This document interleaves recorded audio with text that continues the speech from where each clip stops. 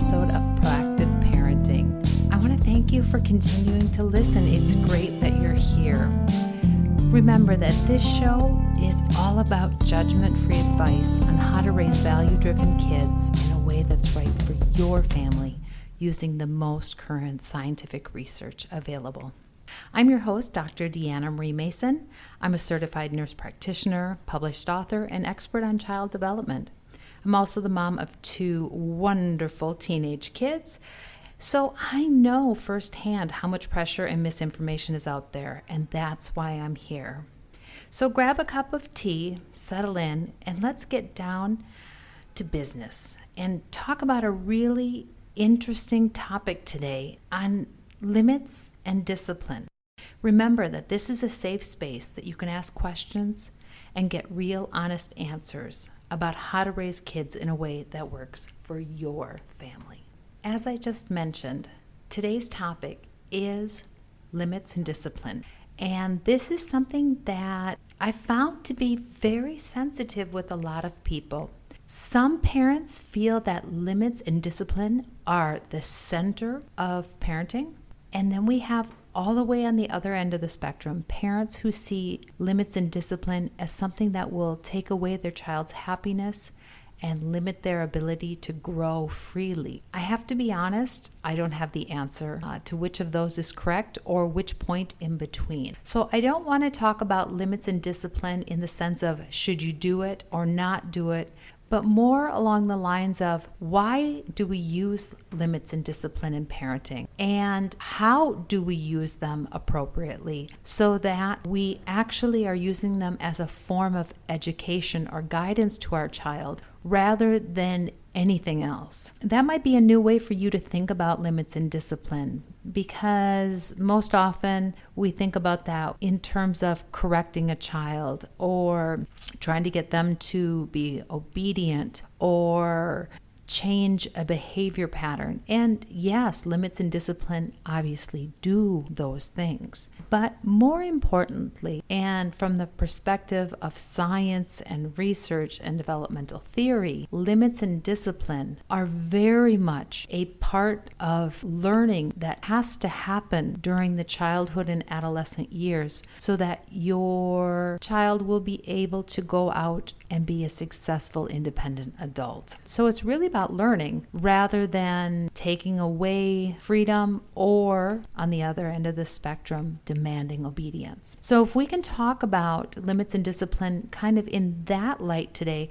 I think it'll be much easier to understand the information, but more importantly, to incorporate it into your family. If we start to look at limits, which is what we want our child to limit themselves from going beyond, and discipline, which is how we encourage them to go back to be within those limits that we set, one of the big questions that comes up with parents is, what is my child capable of? And unfortunately, there isn't a simple answer to that question because there's really cultural norms there, there's different parental expectations, and independently within each child, there can be some fluctuation in what they're capable of based on their character and their personality and their just innate ability. This goes back to a previous podcast that we talked about chronological age versus developmental age. So if you haven't taken a listen to that podcast yet, when you finish here, it might be good to go back and review that because it will kind of help put things in perspective also. Going forward, when we're talking about what kids are capable of, we need to take into account their personality, their birth order, their current situation, their innate abilities, all those things, and that will also help us in constructing appropriate limits and applying appropriate discipline to our children. Now, the good news is, of course, that child development is a relatively stable process that every child has to pass through in the same order. So we can learn about what every child should be doing at each age and stage and use that as a general expectation that we need to then fine-tune to our individual child. So let's talk a little bit about setting limits and discipline by age group, kind of some big overriding categories here. because I know that's really what you're interested in. As I said before, limit setting and discipline needs to be adapted to the age and abilities of your child. So in the end, our limits and discipline are really going to follow the values we want our children to learn at home with us and carry forward into the community. With that in mind, our expectations aren't going to change over the course of our child's life and adolescence. What's really going to change is the way we deliver the message and what expectation we have of our child to meet those values we're trying to teach them. So if we keep this in mind, we're going to be better at teaching values and having better success in limit setting and discipline. If we don't focus only on what our child can or cannot do, but we incorporate that within the values that we want to transmit to them. So each developmental stage is going to demand a different approach to limit setting and discipline. In future episodes, we'll talk more about value and value formation and how that happens.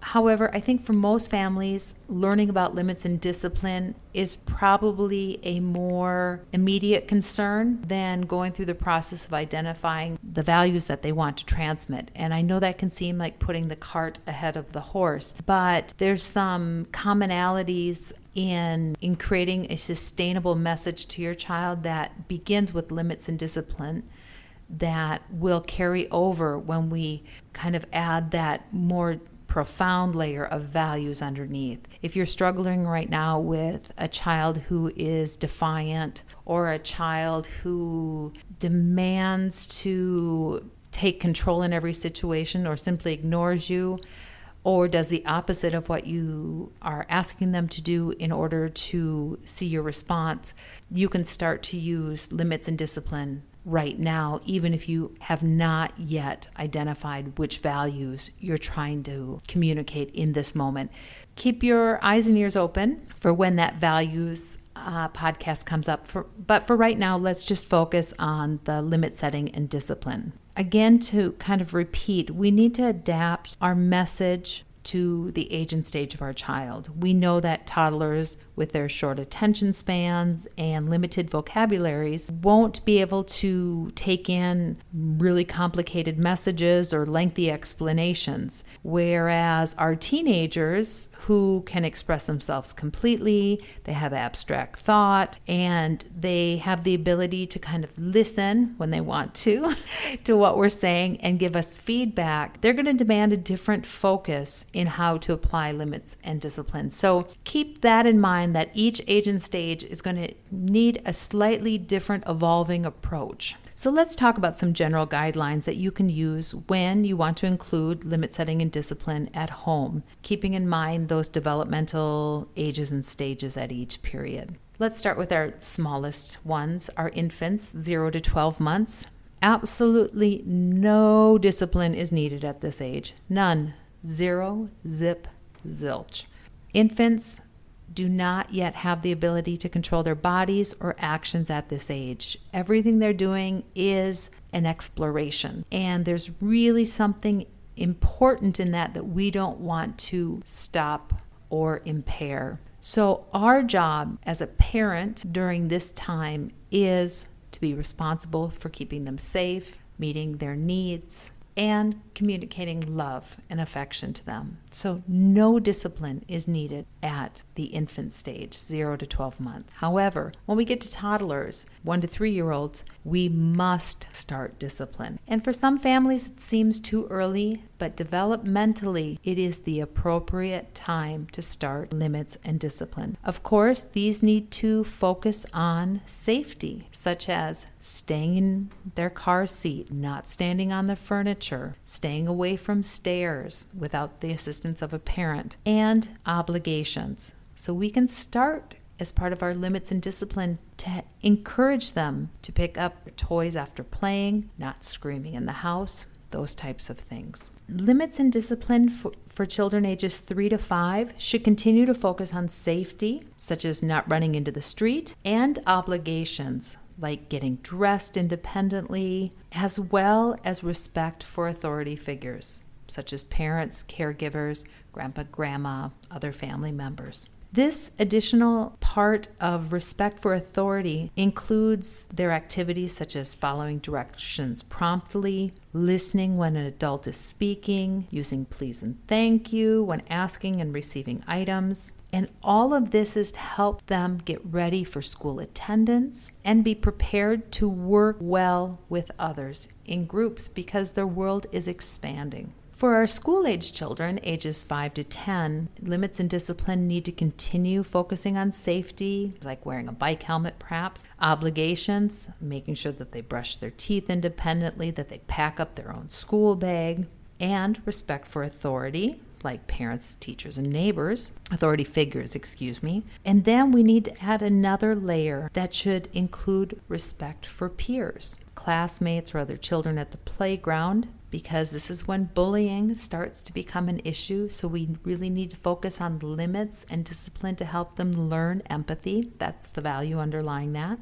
And controlling their desires and wants. So at this age, really controlling their ability to be patient, to take turns, to share fairly, to play a board game fairly, follow the rules, not try to find shortcuts, and participate in household obligations, which includes chores, making their bed, helping set the table, load the dishwasher, sorting clothes, being responsible for tasks inside the house that benefit not only them, but other members of the family. That's how we teach shared responsibility. And that, again, is a value that's being communicated with those limits and discipline. Our tweens, ages 10 to 13, still has all those same previous layers of focus on safety, such as not sharing private information on the internet, their obligations, independently doing their homework, and earning acceptable grades for your family, respect for authority figures, such as teachers, parents, and that includes not talking back to adults or yelling. Self-control issues,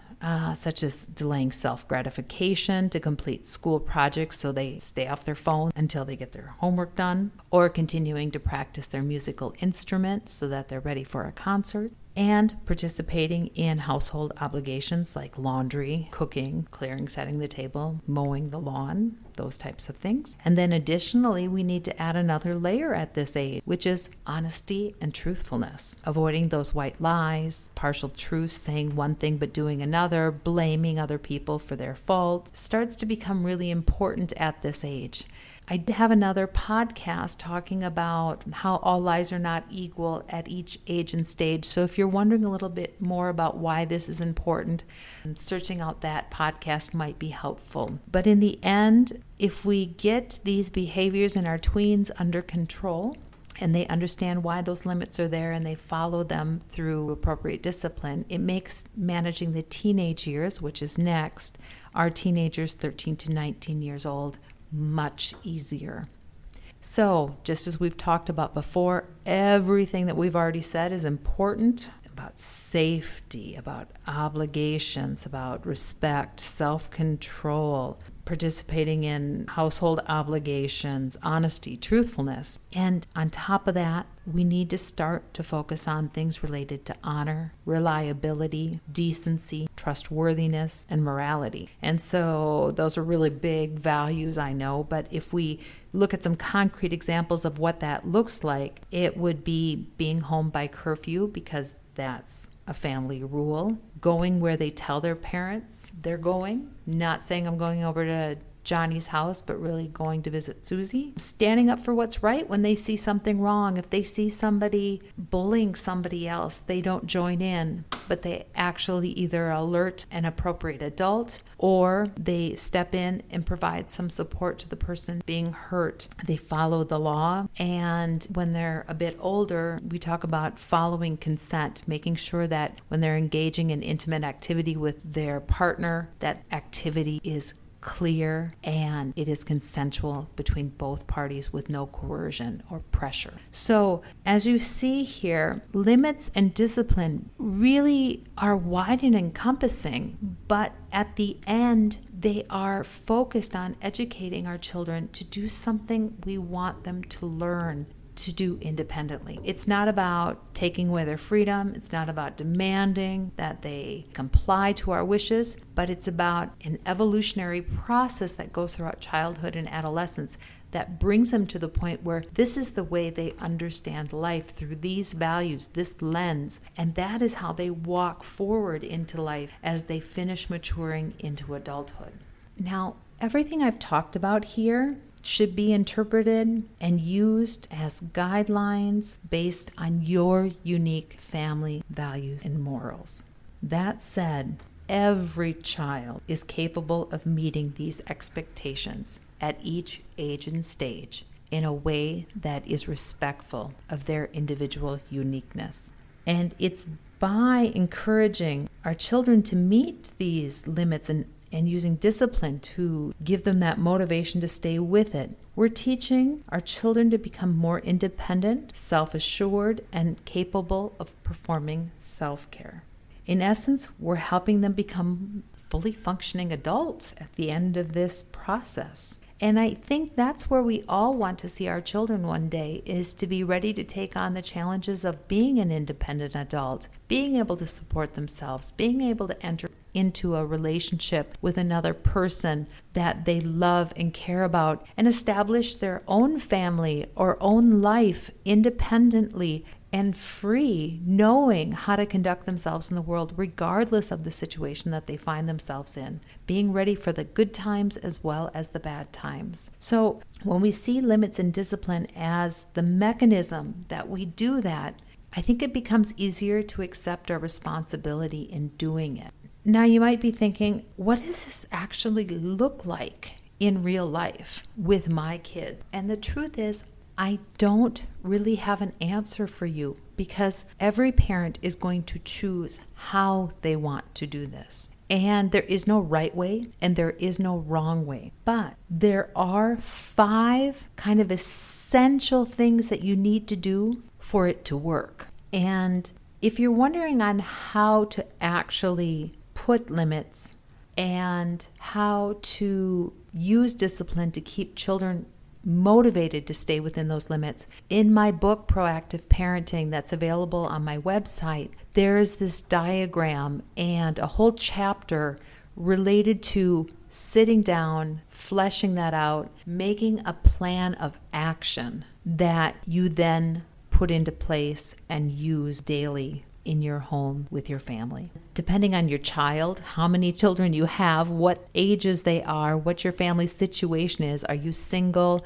Are you a married couple? Are you a 2-mom family, a 2-dad family? Are you a blended family? Widowed? Are you grandparents raising your grandchildren? There's so many different variables there that in this podcast, I can't really address that. I hope to address kind of situational issues in future podcasts, but for now, I want to give you some tips that you can use today to take charge, to feel good about limits and discipline, no matter how you decide to go ahead and get started on this. If you do need more specific help, please take a look at my book and the model that's there to help you kind of write this down on paper and get your head wrapped around it and be able to share that with anybody else you might be co-parenting with. And also feel free to drop me an email and ask questions, and we can also take a look at it individually that way. But for now, let's talk about some things that you can do today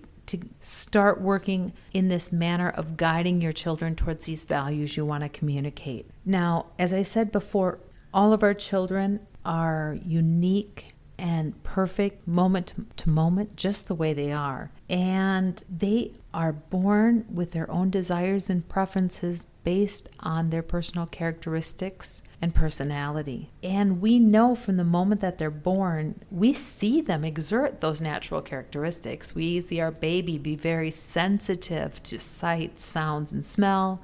We can see our child be very happy-go-lucky. All problems roll off their back. I mean, kids are born with their own particular way of viewing the world. And I truly believe that individuality is really beautiful. However, our little ones never know what's actually good or bad for them. They have no life experience. They would eat chocolate ice cream all the time if we let them, and never a vegetable. But we know that they need vitamins and minerals that chocolate ice cream can't supply. So we need to be the person who's in charge, who guides them towards behaviors that are going to help them grow in a healthy and happy way. We can never give up our responsibility to provide our child with limits and some discipline, just in order to keep them safe, which is our primary responsibility. So part of the limit setting and discipline that we use is a way of controlling or putting limits on their desires and impulses to keep them safe, and so that they learn how they should take care of themselves in the future. So here are just a handful of guiding principles that you can use now to safely and effectively begin to implement limits and discipline with your children. The first one is set limits and stick with them. Sounds simplistic, but it'd be amazing if you go back and review what you're doing with your child, how many times you flexed your limits based on the situation, their behavior, who else was present, was it in a store, in public, was it at home? The fact is, children can only learn limits and boundaries if we as parents consistently enforce them. If the limits change depending on if grandma is present, or if you're in public in a restaurant versus if you're at home and alone, our children can't learn what those limits are because they're constantly shifting.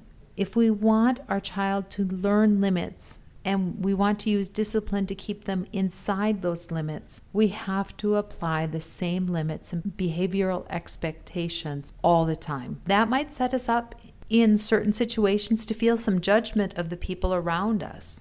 That in itself is really hard because we don't want to be critiqued. It's hard to know what to say when a neighbor, an in-law, your spouse or partner starts to correct you or undermines you or says, "Are you sure?" And the fact is, if you've thought about your limits well and they're meant to transmit the values of your family, you can look them in the eye and respond, "Yes, I know what I'm doing."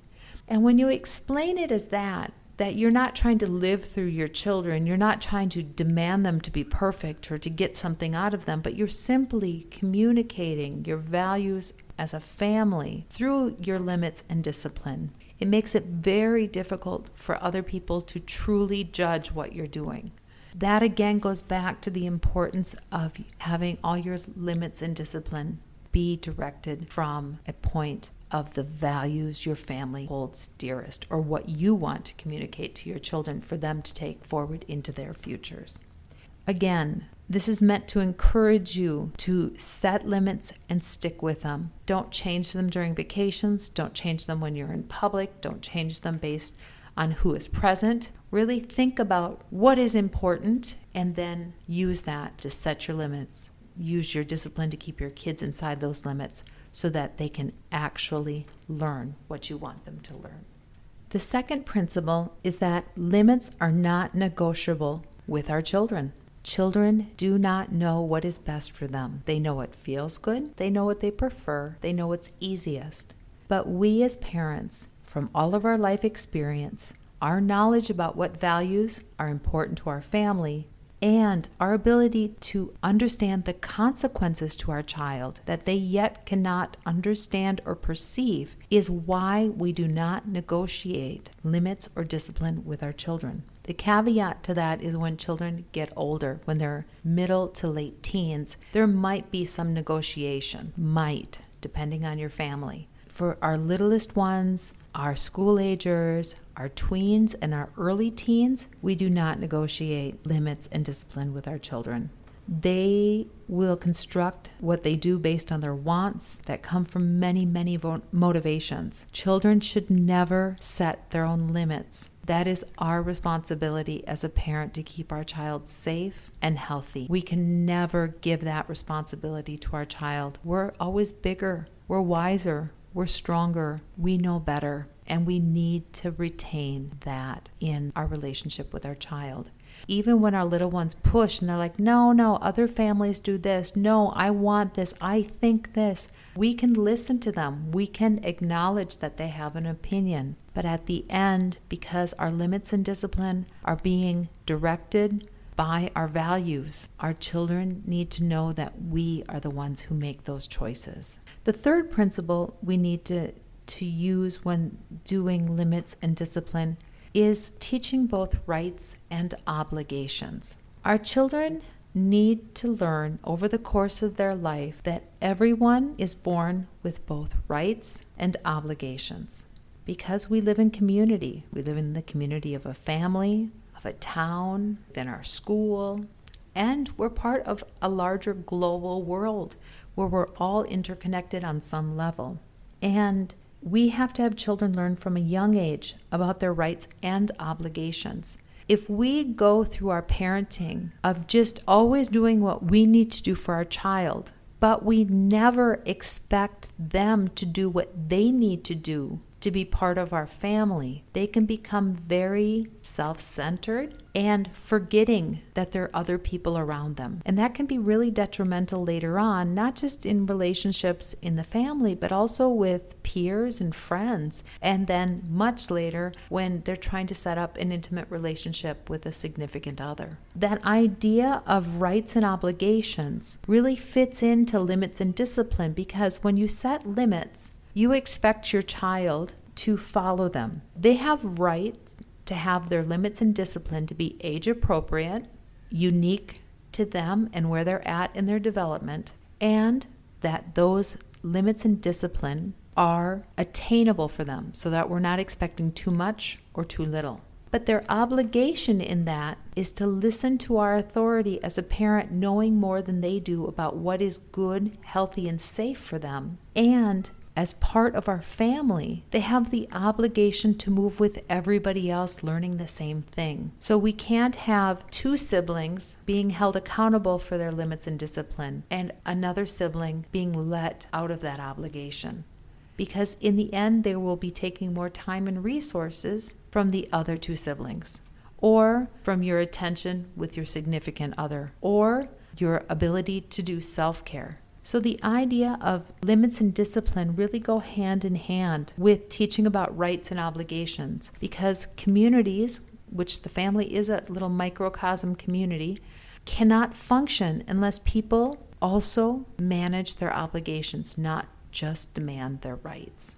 The fourth principle is to keep discipline as discipline. Sometimes parents use humor, ridicule, sarcasm, but depending on the age of the child and their developmental level, they may not understand those things because of their cognitive ability. Therefore, it's really important as parents that we keep discipline clear and understandable to each child at each age and stage. Discipline is never a discussion between a parent and a child to come to a mutually agreed upon decision. Discipline is an activity that we do as a parent to help redirect our child into a behavior that fits the values of our family. If we don't maintain our authority to apply discipline, we're going to fall into a negotiation with our child, which undermines that second principle I talked about. Limits are not negotiable with children because they don't know what's best for them. I know that there's some families and kids are really good about getting moms or dads egged into a conversation, like a push and pull. Or there's other families where parents have read somewhere that they should listen to their child and validate what their child says and try to work with them. And yes, that is true when our children are older and have abstract thought and more lived experience, and they can listen to us and tell about their perspective. But in the very early years, 1 to 13, it's not appropriate to let them be part of that decision-making process because they do not yet have the ability to understand the consequences of their choices. That does not mean that we don't listen to their frustration, empathize that they're feeling strong emotions, and help them manage those difficult emotions or guide them in managing those. But in terms of the limits and the discipline that happens, They're nowhere in that process. And the fifth and final guiding principle is to educate. I cannot encourage enough to follow up on discipline with discussion. This is after all those strong emotions have been expressed and processed, because when our child is really upset, whether they're having a tantrum at 2 or yelling at us, raising their voice, or slamming their bedroom door at 13, kids can't process when their emotions are really high. We need to work on managing those emotions first. But once those heavy, hard emotions are under control, following discipline with discussion helps our child understand why it's so important they stay within our limits and why we had to act as a parent. What that means is we first clarify what our child has done that is not in line with our values or behavioral expectations as a family. Then describing why we chose the discipline we chose to help them learn something new so they had a better understanding of the situation, so they stayed within those limits.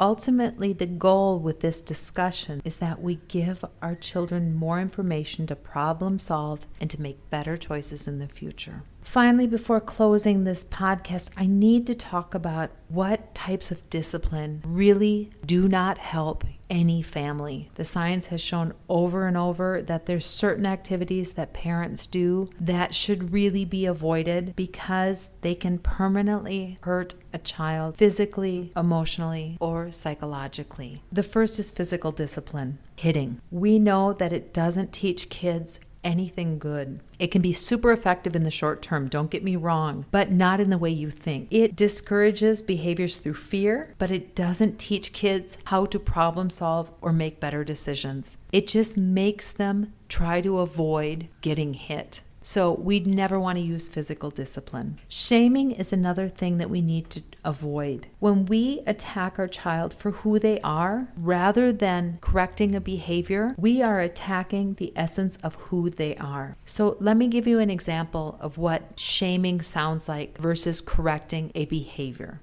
If we were shaming our child, we would say, "You are such a worthless, stupid kid for spilling your milk again." Those words, we are focusing more on the child than on their behavior. Discipline is different than that. Discipline focuses on the behavior, not on the child. If we wanted to reframe that in a positive way to discipline, we could say, "I asked you not to play at the table. You didn't listen and spilled your milk." With that type of phrasing, we're focusing on an expectation that the child knew about that wasn't met, rather than on an inherent flaw in the child. Another type of correction that we should avoid is hyperdiscipline, which is a type of hovering, intervening constantly before they have any chance to do anything independently. This ultimately takes away their ability to learn self-control and decision-making. We expect all of our kids to make mistakes,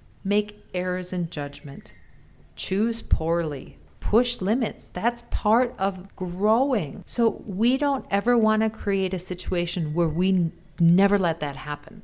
We want to always give our child the choice, the freedom to choose to stay within the limits or not, and accept and comply with the discipline that we set. So hyper-discipline will halt all of this natural process by taking away our child's ability to direct their own behavior. So in the end, for limits and discipline to work, we need to follow 5 simple principles of setting limits and sticking with them, not negotiating them with our child, making sure rights and obligations are embedded within that, keeping discipline as discipline, and always following up with education afterwards. And altogether, as our children learn more and more what's expected of them, and that expectation doesn't change but just is expanded as they grow and mature, they're going to learn to control their behavior. They're going to be able to meet our expectations of limits because they will be internalizing the values that we're trying to teach them. And ultimately, that leads them to be more confident and secure in themselves and ready to take on all the challenges life has to offer. Whew, that was a pretty big topic there on limits and discipline today. I hope that it gave you some new insight about it and makes you start to consider how to use limits and discipline in your family. Of course, as always, if you have any questions you'd like answered, please send me an email at deanna@deannamariemason.com. And you can find out more about this topic and many other topics on my website blog at proactiveparenting.com. Of course, find and subscribe to my social media pages on Facebook, Twitter, and Instagram. You can find me by searching for my name, Deanna Marie Mason, and connect with other parents who are proactive like you. And finally, if you're interested in buying any of my books or online courses, or checking out more on that chapter on limits and discipline in my book on proactive parenting, you can find all of that on my webpage, proactiveparenting.com. Thank you so much for sharing time with me again today. I hope you enjoyed this show, and if you did, please tell a friend about it.